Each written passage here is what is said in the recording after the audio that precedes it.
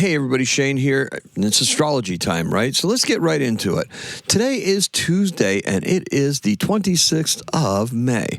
So we had a nice long weekend, right? Now we've got, a little bit of a situation here, right? You could feel a little bit of tension building, and, it just builds slightly. If you don't pay much attention to it, then you don't really see it. But, if you look around the world and look at the news and everything like that, yeah, you can see tension building. And we begin the day today with Mars square Pluto. This is a very, very difficult placement, and especially on the world stage. Back in October 8th of 2023, this is when the Palestinians did their all-out attack on Israel from Gaza, and that started this whole Gaza situation. So, yeah, this can be very difficult. It happened right on the day of that. It was literal, right? It's a combustive combination that is frequently accompanied by notable acts of war and violence on the world stage. Kind of icky sounding, right? Now, personally, we need to be on our guard, right? Because this same energy can manifest itself a little bit for us, right? But we have Mars and Taurus, and that Taurus energy is really about enjoying things, right? Sitting down and having that ice cream, taking the time, right? Just taking the time to make sure that you enjoy what it is that you're doing to the fullest. Which is a good thing, right? Because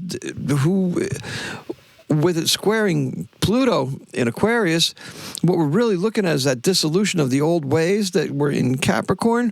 That's not happening fast enough. Pluto is very frustrated by this, and Pluto is like, Mars, do something. And Mars is like, hey, man, the flowers are out, and it's springtime. Didn't you know that?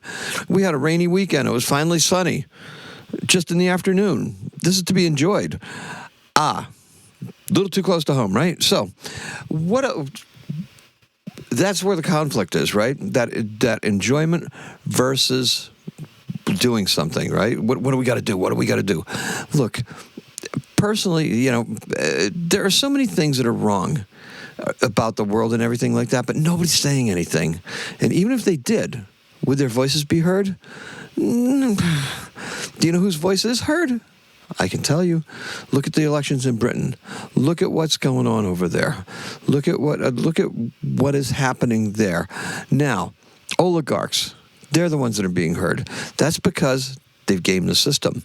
They now have the same rights as individuals, but their organizations can throw a lot more money than individuals can into various things and cause those results to be skewed. Okay? Now, they can pay for that privilege. They've been, they bought and paid for that privilege. The oligarchs did. Corporations and business entities can contribute as much as they want to keep the system skewed in their favor.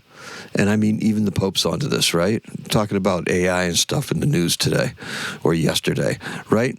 The trend seems to be increasing the power of the oligarchs and the technocrats at the expense of, guess who? The people. Now, up to Pluto to turn that upside down, right? Sad, but so it seems. Now, can the moon and Libra balance this out for the short term right now, right? Now, is there someone who's bold enough to call for an end to these shenanigans? Well, today's keyword is going to be Pluto, because that's where we're really thinking about, right? So, look, the color is a pastel teal. Libra just loves those pastels, right? The Gemini season is now beginning to make us nervous, right? Because there's so many things that are happening, right? The number of excuses and lies that hold together the fabric of governance are multiplying and growing unchecked, right? It's just lie upon lie, everything, right? Just layers of it. The consolidation of news sources combined with an unwillingness to report actual news is also enabling this to happen at an unprecedented scale, right? There's nobody questioning what's going on. Where are the budding entrepreneurs who will build new outlets? Who's got the stomach for it, really, right? Where are we going to get this vital information from? Perhaps what is missing is humility and a sense of shame. But there's nothing to see here. Nothing yet. The Sun trine Pluto indicates that there are ideas that can begin to be used, but alas, we are left with no heroes. Everyone is looking to be paid. The agitators, the ones in the past, such as WikiLeaks, I love WikiLeaks, and various hacker groups, have all either been paid off or have been given new sets of instructions. what else could possibly be, right? Does this sound plausible? Yeah. Ask yourself, where'd they all go? Right? Now, our saving grace today may be the moon in Libra. She will help us hold our tongues and howfully keep the peace. Now, I know lunar aspects are at best fleeting, but we need to let this power up Mercury, okay? Jupiter will be our lead planet until June the 9th, okay? That is when Venus will overtake Jupiter. So now we need to see this from the point of view where the lead planet is Jupiter. And what's Jupiter want? More. So, more. That's what we want. The moon in Libra, that can help us harmonize our personal energies. Help us see how vital our personal situation is and how it is time to consider expanding our endeavors, Jupiter in the lead, in ways that will bring us more growth and opportunity. All right, now think about your sense of security and well-being. Jupiter in Cancer, right? Now bring technology into the mix. We have to learn it. The Sun in Gemini will quickly read Pluto's intentions for a faster dissolution, more power, and change for the sake of change. By streamlining our final output to accomplish our goals in fewer steps, we demonstrate mastery over the challenges that are facing us. Now all you got to do is line up the solutions.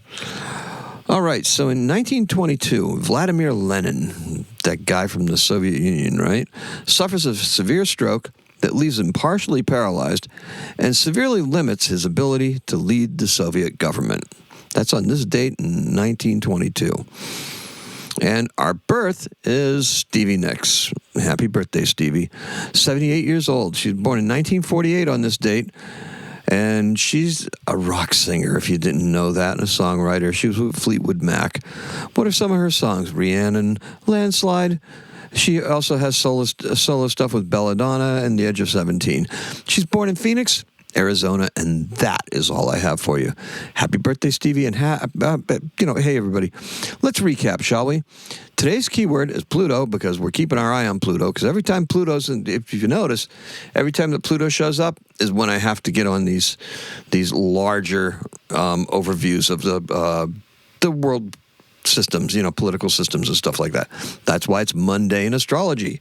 It's not mundane because it's ordinary. It's mundane because the Latin word for the world is mundo. So it's mundial. So it's mundane. That's where mundane comes from. And our color is a pastel teal. Thank you so much for joining me. I appreciate and love every single one of you. Today is a 4. Happy astrocatting.